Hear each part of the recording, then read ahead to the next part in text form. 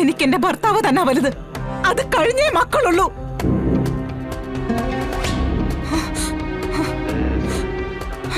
എടാ, എങ്ങനെയാടാ നിന്നെ പോലൊരു അസുരവിത്ത് എന്റെ വയറ്റിൽ തന്നെ വന്ന് പിറന്നത്? ഇത്രയും ദുഷ്ടത്തരം നീ എങ്ങനെയാടാ മനസ്സിൽ കൊണ്ട് നടക്കുന്നത്? അച്ഛനെ മാത്രമാക്കുന്ന എന്തിനാ? നീ എന്നെ കൊല്ല്. കൊല്ലണോ? കൊല്ല്.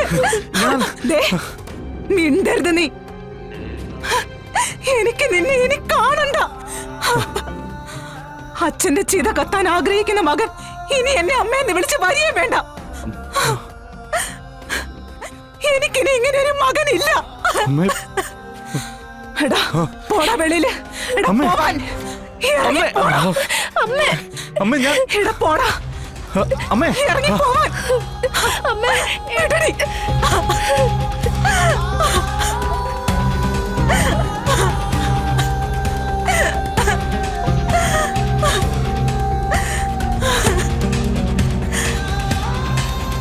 എന്താ ശരിക്കും ഉണ്ടായത്? എനിക്കൊന്നും മനസ്സിലാവുന്നില്ല. ഏട്ടാ, ആ സോമശേഖരൻ വന്നിരുന്നു. ഏട്ടനെ അച്ഛനെ കൊല്ലാൻ നോക്കിയെന്ന് അയാൾ പറയുന്നത്. ഞാൻ എന്തിനാ ചന്ദ്രേ നമ്മുടെ അച്ഛനെ കൊല്ലാൻ നോക്കുന്നത്?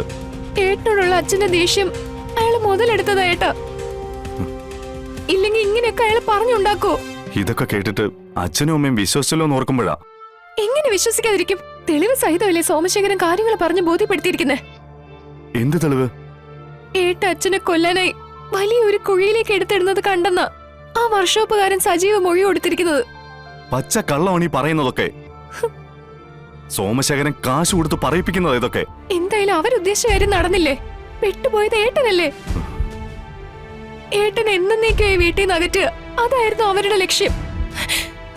അതിൽ അവര് വിജയിക്കുകയും ചെയ്തു. എല്ലാം അറിയുന്ന അമ്മ പോലും എന്നെ തള്ളി പറഞ്ഞല്ലോ. അതാ എനിക്ക് സങ്കടം. ഇനിയിപ്പോ അച്ഛനെ അമ്മയെ കാര്യങ്ങൾ പറഞ്ഞ് ബോധ്യപ്പെടുത്തുക, അല്ലാതെ മറ്റൊരു മാർഗവും ഞാൻ കാണുന്നില്ല.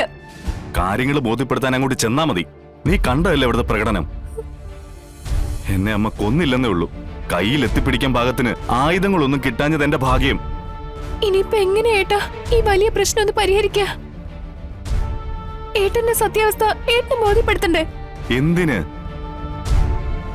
എന്റെ മകൻ ഒരിക്കലും ഇത് ചെയ്യില്ലെന്ന് സ്വയം തീരുമാനിച്ചാൽ തീരാനുള്ള പ്രശ്നമേ ഉള്ളൂ. അതിന് ആദ്യം മക്കളെ വിശ്വസിക്കണം, മക്കളിലെ നന്മ മനസ്സിലാക്കണം. മറ്റുള്ളവർ പറയുന്നത് കേട്ടിട്ടല്ല മക്കളെ വിലയിരുത്തേണ്ടത്, സ്വയം മനസ്സിലാക്കണം. അതിന് മക്കളെ സ്നേഹിക്കുന്നൊരു മനസ്സുണ്ടാവണം. നമ്മുടെ അച്ഛനും അമ്മയ്ക്കും അതില്ല. അതെന്ന് അവർക്കുണ്ടാവുന്നോ അന്നേ അവർക്ക് കാര്യങ്ങൾ ബോധ്യപ്പെടും. ഇല്ലെങ്കിൽ അതുവരെ എന്റെ സ്ഥാനം പടിക്ക് പുറത്തു തന്നെ ആവട്ടെ. മുടിയനായ പുത്രനെന്നല്ലേ വിശേഷണം. അപ്പൊ പിന്നെ വീടിനകത്ത് നിൽക്കാൻ യോഗ്യതയില്ലല്ലോ. എന്നാലും ആ വർഷോപ്പുകാരൻ സജീവിനെ ഏട്ടനൊന്ന് കാണണേ. എന്ത് വാങ്ങിയിട്ടാണെങ്കിലും ഇങ്ങനെ ഒരു നുണ എഴുന്നള്ളിക്കാൻ പാടില്ലല്ലോ. സോമശേഖരനും മാത്രമായിട്ട് കുറച്ച് കണക്കുകൾ എനിക്ക് തീർക്കാനുണ്ട്. സജീവനുള്ളതും ഞാൻ അതിൽ പെടുത്തിക്കോളാം. എന്നെ കത്തിവെച്ചവരെ ഞാൻ ചിലപ്പോ വെറുതെ വിട്ടേക്കാം. പക്ഷേ എന്റെ കുടുംബത്തിൽ കയറി കത്തിവെക്കുന്നവരെ നേരിൽ കാണുക തന്നെ ചെയ്യും. അത് ചങ്കിൽ കത്തികുത്തി ഇറക്കുന്ന പോലെയാ.